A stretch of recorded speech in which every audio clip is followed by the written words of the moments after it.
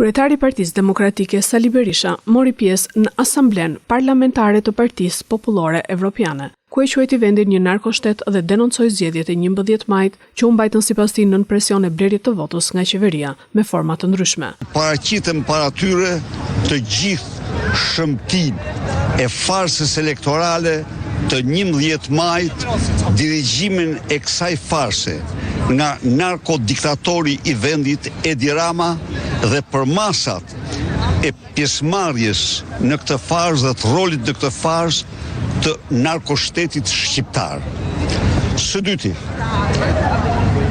siç mbase e pe dhe e ndëgjove, gjeti mirëkuptim të plot kërkesa jonë për dërgimin e një fact-finding mission,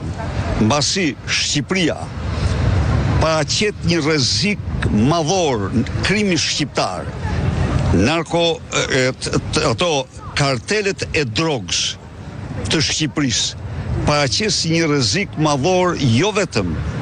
për liritë të drejtat e shqiptarëve, për votën e tyre, por për rajonin dhe Europën si eksportues kryesor të drogave të forta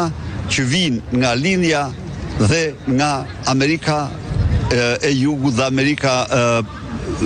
Latine.